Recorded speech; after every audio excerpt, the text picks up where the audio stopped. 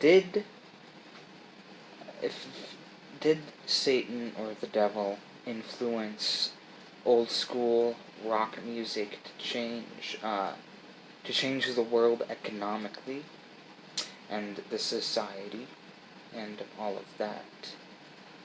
Well, once you actually study it, that the Rolling Stones song "Sympathy for the Devil," then Motley Crue's "Shout at the Devil." But going back to Rolling Stones, their 8th American album was actually psychedelic, but it also had to do satanic requests.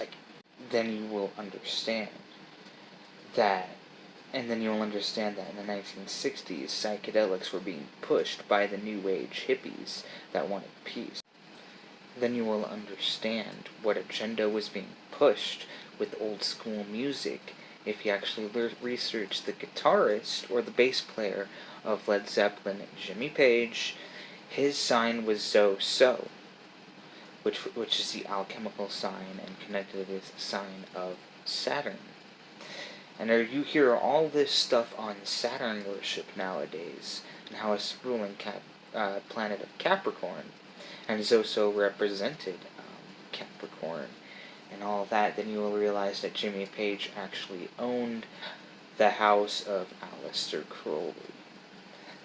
And all this is being pushed back then, along with the Beatles having Aleister Crowley on their Sgt. Pepper album, and admittedly researching and reading his occult philosophy, and stuff like that. And then that's what started the New Age movement in America in the 1960s. It existed since the late 1800s, but it really started kicking in when all of these artists started creating psychedelic artwork. And it was actually originally the Beatles in 1965 that said their music and the Beatles themselves were much bigger than Jesus. And there's just a lot to think about, because now whatever is being played on the radio and what's on TV is more influential to younger people's minds, newer generations of kids, than some Bible or some religion. Oh, it's just some religion. It doesn't matter, right? This inevitably becomes true. I mean, you gotta think about what actually is the psychedelic movement and what is the peace movement, and why it's mixed in with so much occultism and magic and psychedelics and peace and all of that. Well, because the old religion, Christianity or whatever religion you want to believe in, doesn't really fit the model of today. And you always hear these conspiracy theories about how the whole system of the government or politics, or, what Jim Carrey said, is that it's not a human system. Why everybody doesn't fit in today into the system is because it's not a human system. And that is why this psychedelic movement was so powerful back in the day. I mean, you can say whatever you want, like, oh, the masters of the universe, or of masters of Satan, or occultism, or whatever. It doesn't really matter, because in the end, it doesn't matter if it's right or wrong, or anything. If you look at underground and underdeveloped and mentioned artwork, it all has to do with all the artwork is kind of similar to all these undercover bands. Their artwork is very similar to Andy Warhol's style, and they play unknown of and unheard of and very artistic and underwhelming to mainstream music. And that is where the independence is. The psychic and the spiritual revolution of the 1960s, end all war and stuff like that. In 1965, John Lennon and the Beatles said, "We are bigger than Jesus." 1 year later, a man named Howard Levy announced to the world that it was year 1 of the new satanic age. And I don't know, what does he mean by that? Well, everybody has their own opinion on the new age.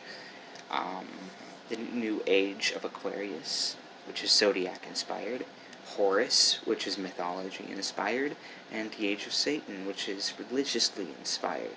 But in 1966, he said it was the first day of the golden age of Satan. Spent the next 2 or 3 years writing the Satanic Bible and published it. Then that book became the #1 book of college students and grad. And it wasn't until 1967, the next year after year 1 of Satan started, that the Rolling Stones wrote and created the album Their Satanic Majesty's Request, which was a purely experimental psychedelic themed album created and written and published and produced by the Rolling Stones.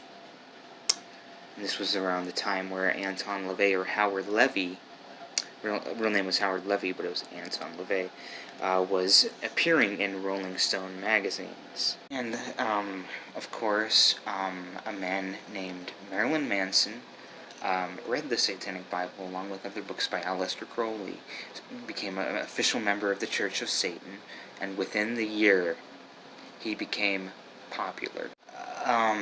He first became popular with Sweet Dreams Are Made of These. And that was the first song he did, and that was like roughly a year or less after he joined the Church of Satan. And in the book Satan Speaks by Anton LaVey, the book has an opening by Marilyn Manson thanking Anton LaVey for sharing his satanic magic, and made the people question how Marilyn Manson became famous by saying in Satan Speaks, well, if it wasn't for Anton LaVey, I would have never rose to fame.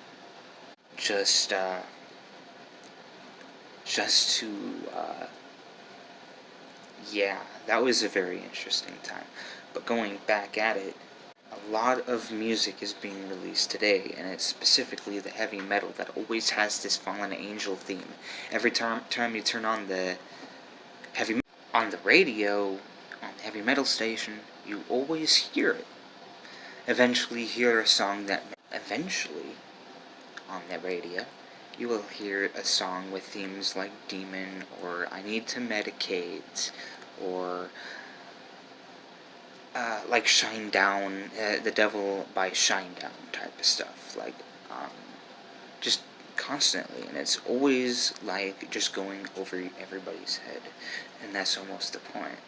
And you have to go back and understand the 1960s and the revolutionary rock back then, and the author's obsession with magic, witchcraft, and the occult, and the devil, and all of this type of stuff, and it's all kind of co-aligned as well, because if you actually research the Goetia, demon magic, you will understand that it's just the left hand of all magic. And even in the Bible, it says God will love you, except when you're gay, when you're a pagan, when you're a sorcerer.